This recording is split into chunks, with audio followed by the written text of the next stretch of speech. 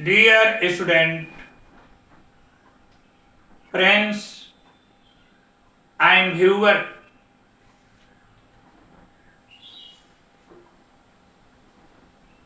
आप सभी को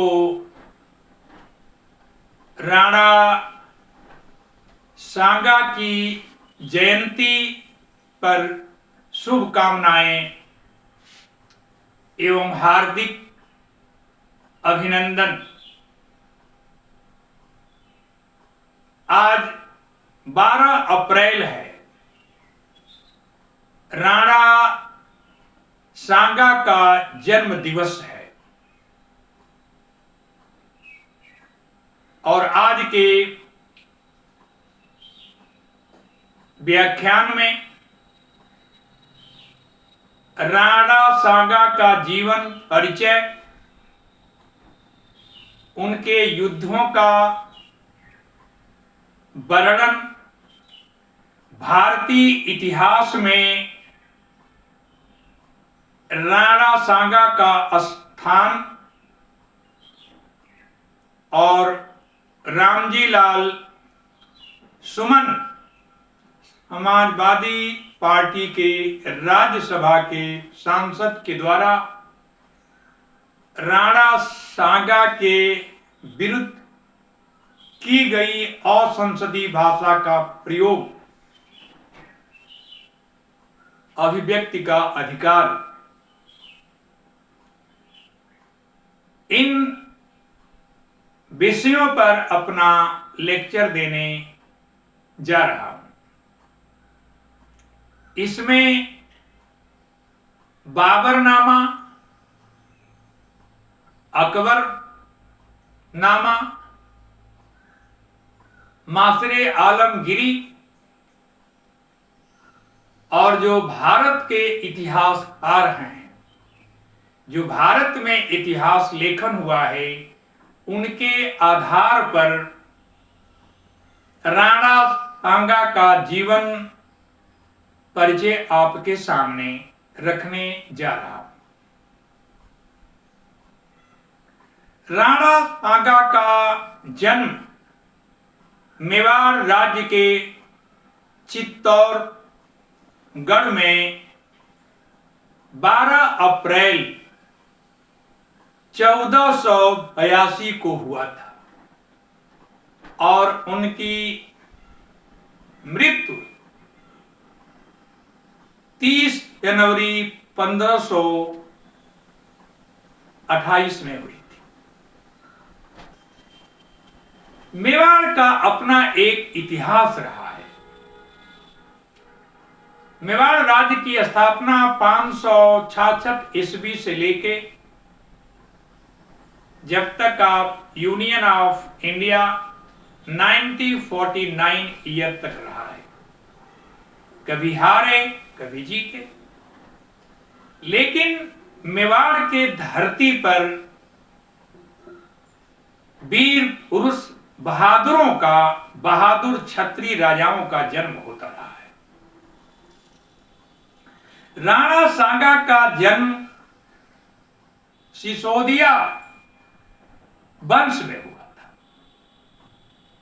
और उनके पिता का नाम राणा रायमल और माता का नाम रानी रतनझाली था। और राजा रायमल के बाद राणा सांगा चित्तौड़गढ़ मेवाड़ का राजा बने।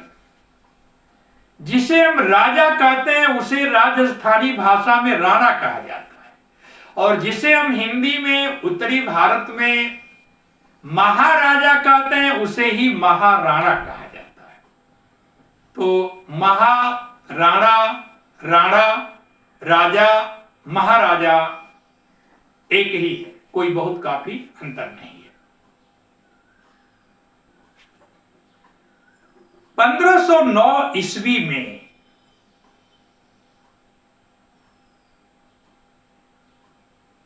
राणा सांगा का राज्याभिषेक हुआ और उनके जो मेवाड़ का राज्य था, 3 ओर मुस्लिम सुल्तानों से या मुस्लिम राज्यों से घिरा हुआ था। उत्तर में आगरा और दिल्ली,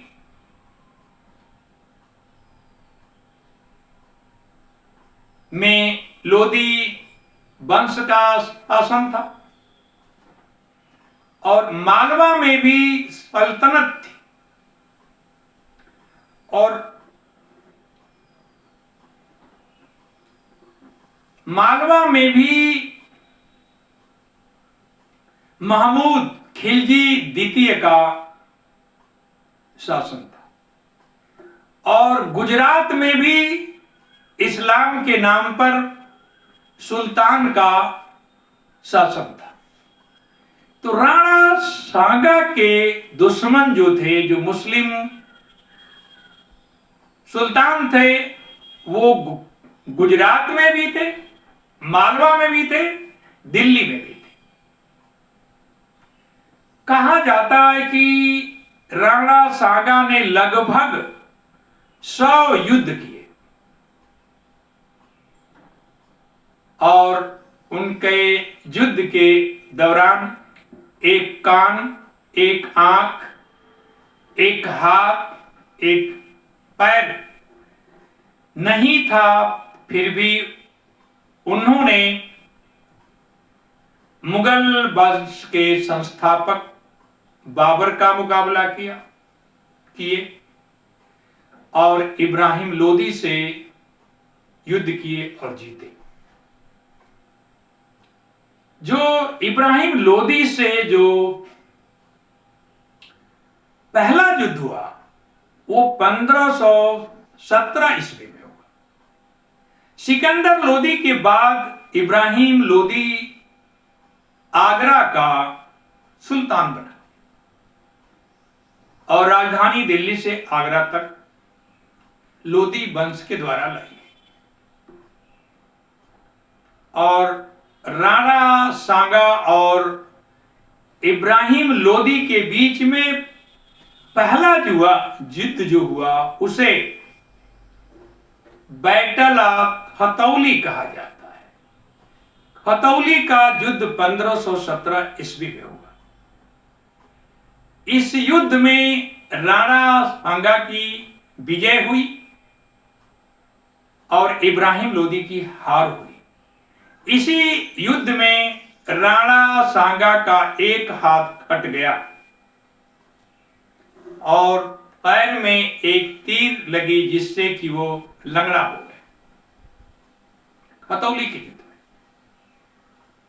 में। फिर राणा सांगा का युद्ध जो है 1519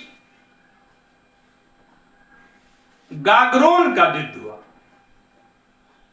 गागरोन का युद्ध जो मालवा के सुल्तान थे महमूद खिलजी द्वितीय, उससे युद्ध हुआ। इस युद्ध में भी राणा सांगा ने सुल्तान को हराया और महमूद खिलजी द्वितीय को बंधक बना के अपने कारागार में 6 महीना तक रखे। उन्होंने धौलपुर का भी युद्ध इब्राहिम लोदी से जीता।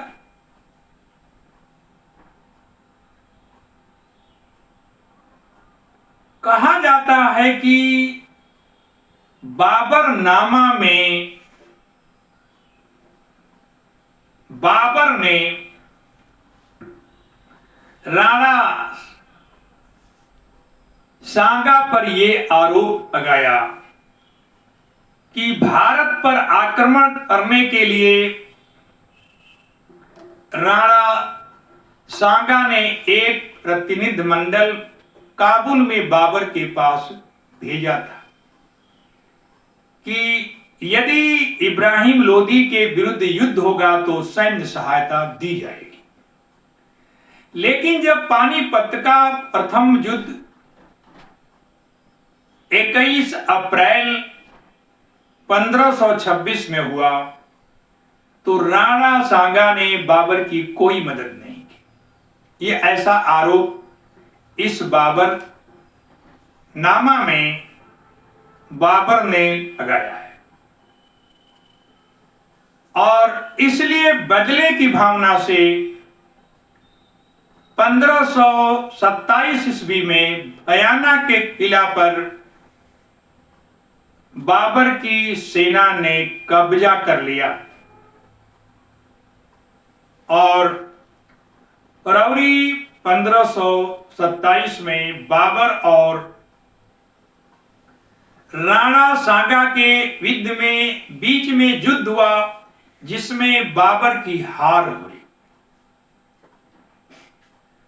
पानीपत का जीत तो बाबर ने जीत लिया, लेकिन दूसरे साल बयाना में बाबर को राणा सांगा ने हरा दिया।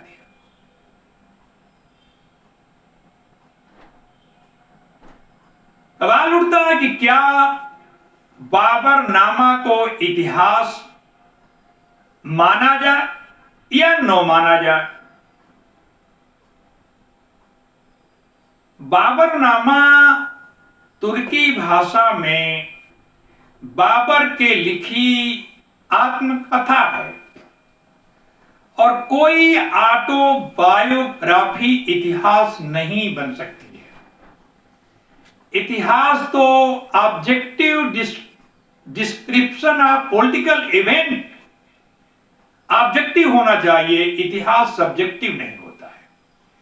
तो पहली बार है कि बाबर की जो विषय वस्तु है वो सब्जेक्टिव है और जब आदमी लिखता है तो अपने विचार, अपने भावनाओं, अपने उद्देश्यों के पूर्ति के लिए अपनी कमजोरियों को छिपाता है और दूसरे के कमजोरियों को दिखाता है, अपने गुणों का बखान करता है, जो कि बाबरनामा में हुआ है। लेकिन भारत के इतिहासकार जो हैं,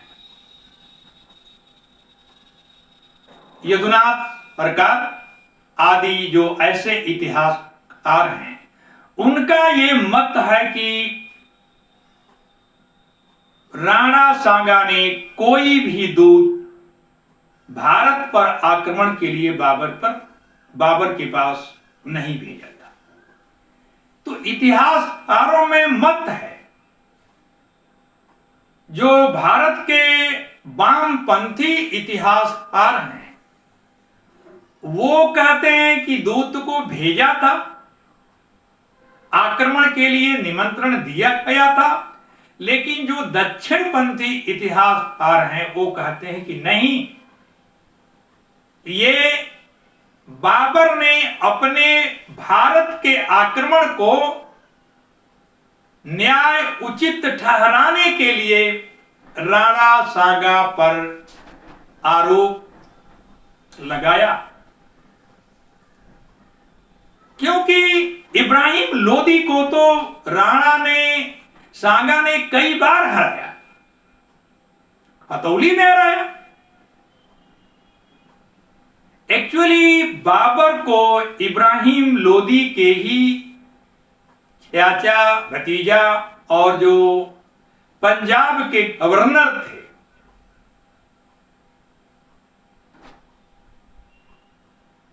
अपने बेटे दौलत खान लोदी को काबुल में भारत में भेजा कि आप आक्रमण कीजिए, हम आपका साथ देंगे। तो लोदी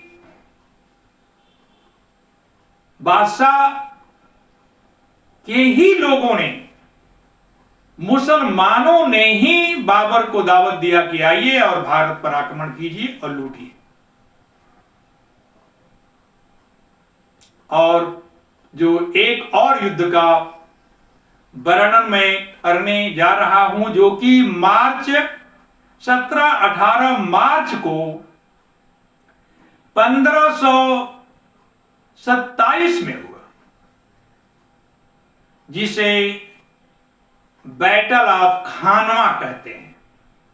खानवा आगरा से पश्चिम दिशा में 40 किलो दूरी पर एक गांव है और वहीं पर 1527 में जो राजपूताना के जितने राजा थे, राणा सांगा ने सबको पत्र लिखा कि हम सब राजस्थान हिंदू धर्म खतरे में है, हम अकेले बाबर की सेना का मुकाबला नहीं कर सकते हैं, आप लोग सैन्य सहायता दीजिए। और एक संयुक्त सेना बनी और युद्ध हुआ। युद्ध केवल 5 घंटे तक चला और इसमें बाबर की जीत हुई। जब 1 साल पहले पानीपत का युद्ध हुआ तो इब्राहिम लोदी भी मुसलमान था, बाबर भी मुसलमान था। इब्राहिम लोदी अफगान था तो बाबर तुर्क था, उज्बेकिस्तान से आया था, फरगना और समरकंद का रहने वाला था, लेकिन दोनों मुसलमान थे। पानीपत के युद्ध में बाबर इसलिए जीता कि बाबर के पास गन पाउडर, बंदूक और तोप थी और भारत के जो इब्राहिम लोदी की सेना थी उसमें हाथी, घोड़े, घुड़सवार, पैदल सेना थी।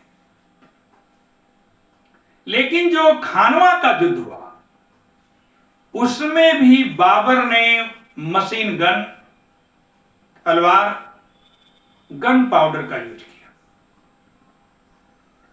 और राजपूताना के अनेक राजा, राजकुमार, सेनापति खानवा के युद्ध में मारे गए। खानवा का गांव रक्त रंजित हो गया। राणा सांगा बेहोश हो गए और युद्ध के मैदान से उनकी सेनापतियों ने उन्हें बाहर ले गए और खानवा के युद्ध से जो हिंदू धर्म की रक्षा के लिए एक जो युद्ध हो रहा था उस पर रोक लग गई। मेवाड़ के राजाओं ने कभी इस्लाम को बढ़ने नहीं दिया। हजारों वर्षों तक मुकाबला किया, लेकिन जो खानवा का युद्ध था वो भारत के इतिहास में हिंदू धर्म के लिए नुकसानदायक साबित हुआ और बाबर को ग्वालियर और आगे बढ़ने में या भारत को लूटने में, भारत पर राज करने में सुगमता हो गई। अब हम आते हैं कि भारत के इतिहास में राणा सांगा का क्या स्थान है।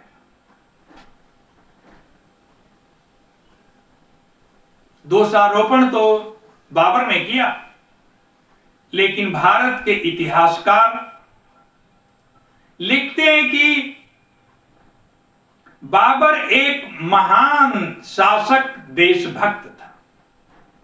यही नहीं, इस बाबर नामा में भी बाबर को जब राणा सांगा के मौत की सूचना मिली तो दुखी हुआ और कहा कि राणा सांगा एक महान भारतीय शासक था। ये इस बाबर नामा में लिखा गया है। तो जब बाबर लिखता है कि राणा सांगा एक महान भारतीय शासक था, तो रामजी लाल सुमन ने राज्यसभा में जो 21 मार्च 2025 को जो असंसदीय भाषा का प्रयोग करते हुए राणा सांगा को गद्दार और उनके वंशजों को भी गद्दार कहा, इससे मैं सहमत नहीं हूं और उस स्टेटमेंट का निंदा करता हूं। और इस विषय पर रामजी लाल सुमन को क्षमा मांग लेना चाहिए, जबकि ये राज्यसभा की कार्रवाई से उनके स्टेटमेंट को हटा दिया गया है, लेकिन सोशल मीडिया में ये उनका स्टेटमेंट अभी भी चल रहा है। जो भारतीय राजनीतिज्ञ हैं, जो नेता हैं, किसी जाति का कोई भारत के भूमि पर जन्म लिया हुआ कोई महापुरुष है, उसके विरुद्ध असंसदीय भाषा का प्रयोग करना नहीं चाहिए। जो जीवित नहीं है, जो देश के लिए कुर्बान हो गए, वर्तमान में बात करना चाहिए।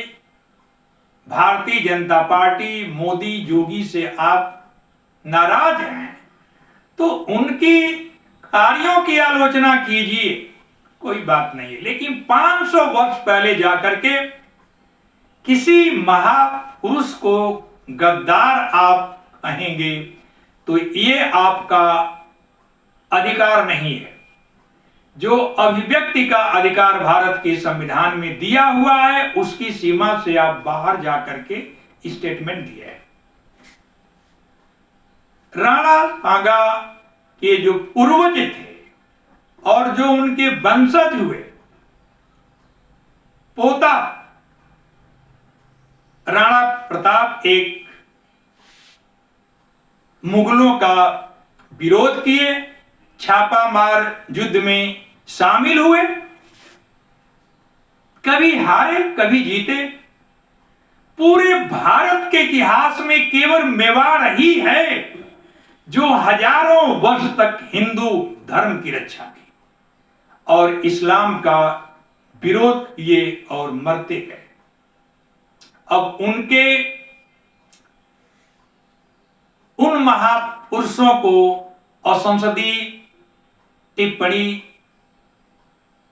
शोभा नहीं देती है, नहीं करना चाहिए। अब मैं आता हूं कि क्या रामजी लाल सुमन का स्टेटमेंट असंसदीय, क्या अभिव्यक्ति के अधिकार से बाहर है?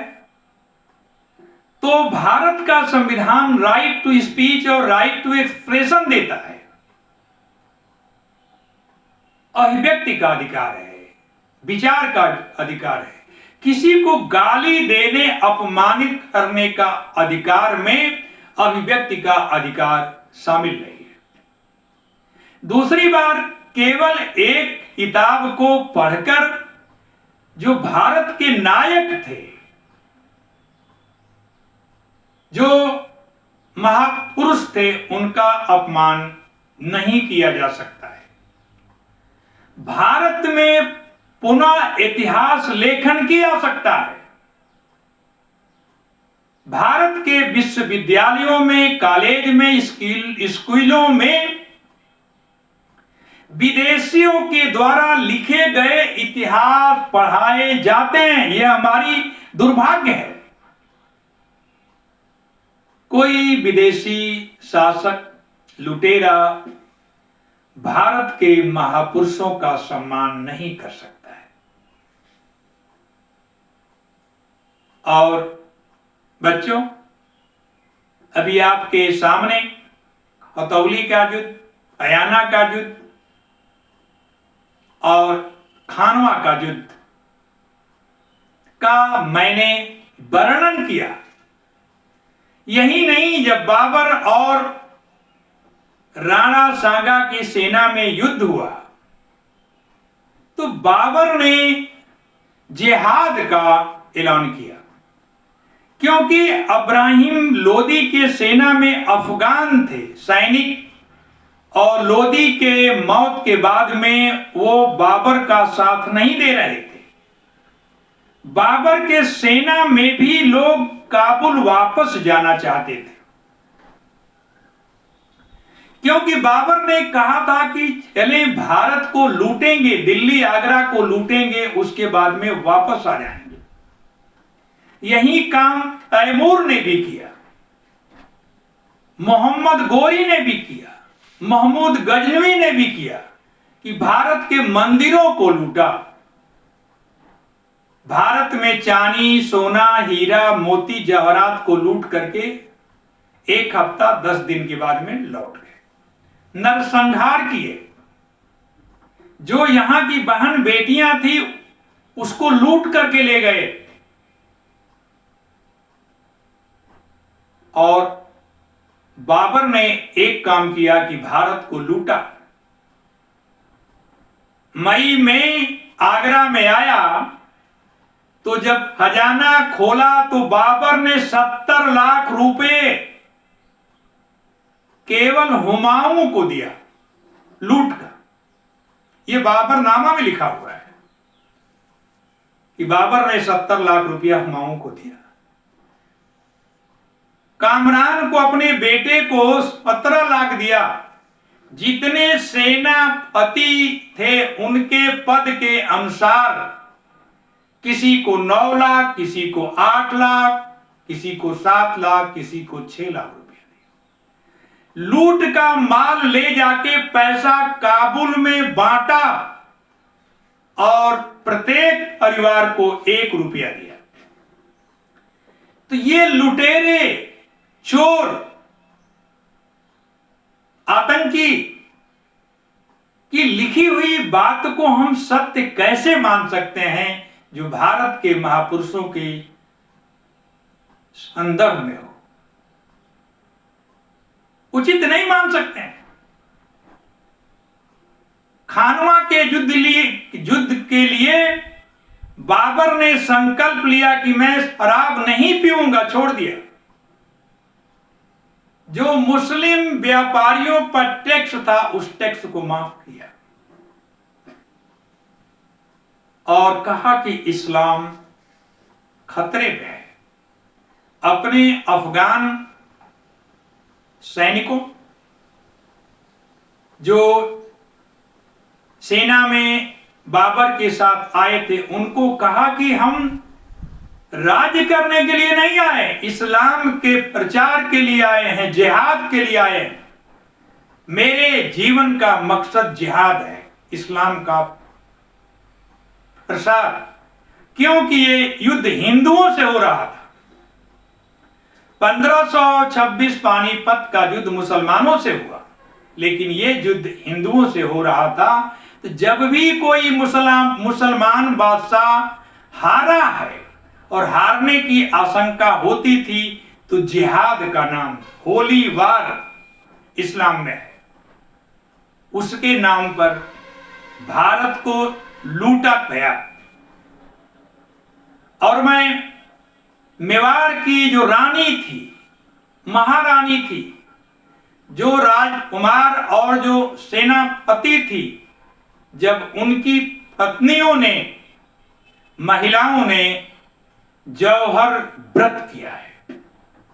अलाउद्दीन खिलजी के समय में रानी पद्मावती ने हजारों रानियों के साथ जौहर व्रत किया, क्योंकि जिंदा अलाउद्दीन खिलजी पद्मावती को अपनी पत्नी बनाना चाहता था, लेकिन वो आग के हवाले की, लेकिन अलाउद्दीन खिलजी को जिंदा रहते छूने नहीं दी।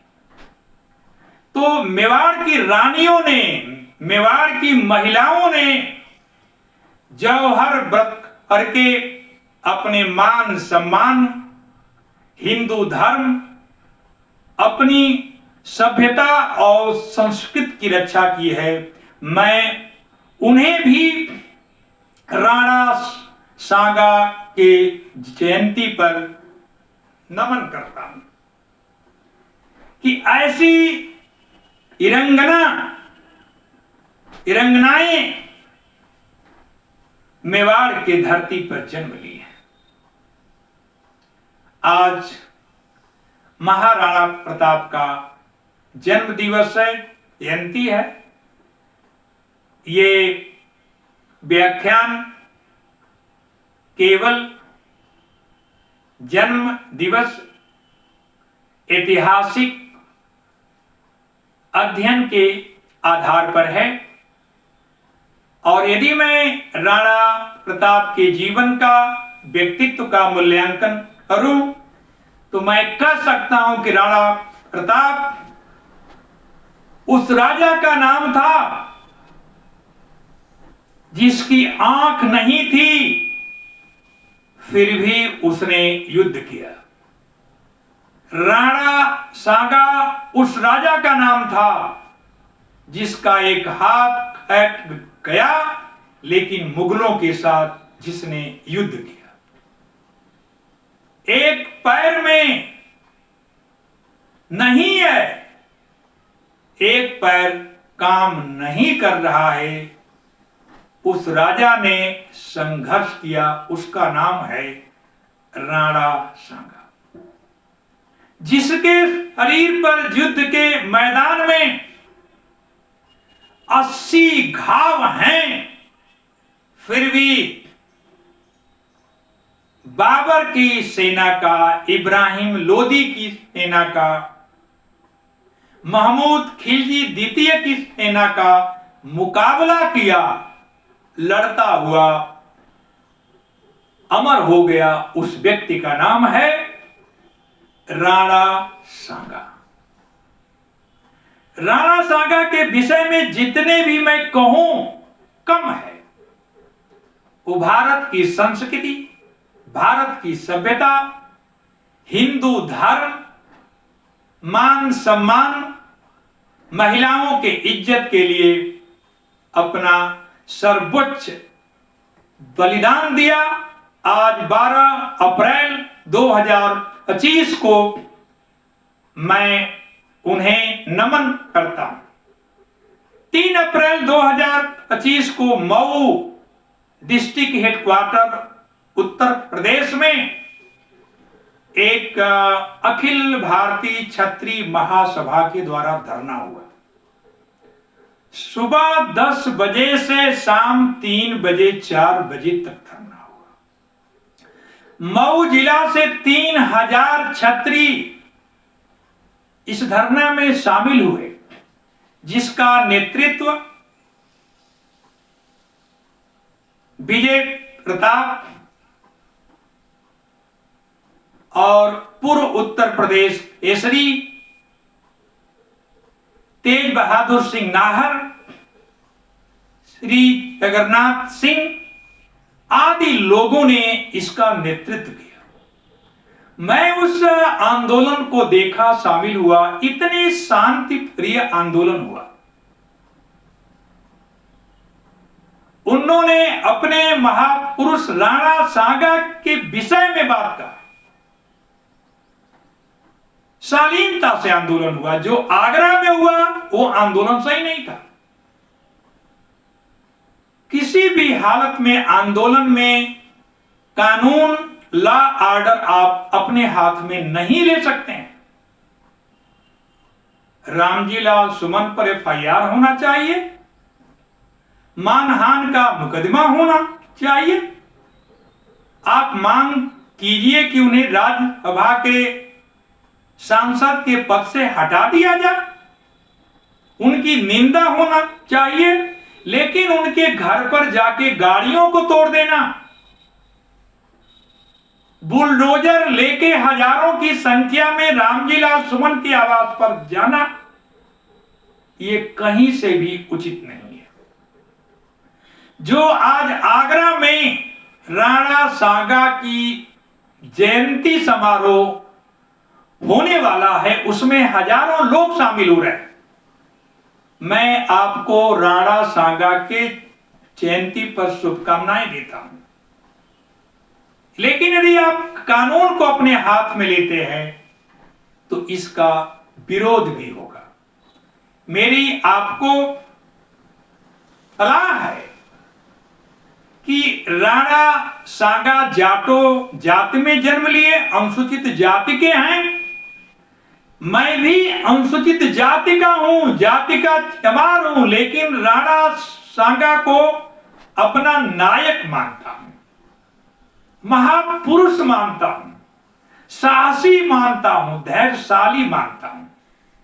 तो रामजी लाल सुमन का जो और संसदीय भाषा में टिप्पणी हुई है, उससे सारे दलित सहमत नहीं है।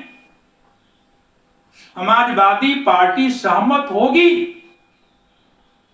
केवल मुसलमानों के वोट को लेने के लिए ये स्टेटमेंट राज्यसभा में दिया गया।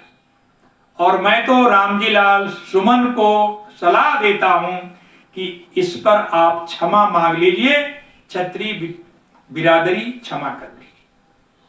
आप पूरे क्षत्रिय जाति के गद्दार नहीं कह सकते हैं। ये गाली देने का अधिकार आपको भारत का संविधान नहीं देता है। कल यदि क्षत्रिय जात के लोग रविदास को गाली देंगे, डॉक्टर भीमराव अंबेडकर को गाली देंगे, तो हम लोग भी तो रोड पर आएंगे ना, आप भी रोड पर आएंगे। तो ऐसी परिस्थितियों से नेताओं को बचना चाहिए।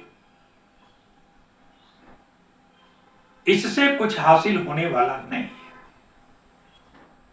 और पुनः बच्चों जो व्यूअर हैं, आपको राणा सांगा के जयंती के अवसर पर अपनी शुभकामनाएं देता हूं। राणा सांगा अमर रहें, राणा सांगा अमर रहें, राणा सांगा अमर रहें। जय हिंद, जय भारत। इसी के साथ ये मेरा लेक्चर समाप्त होता है।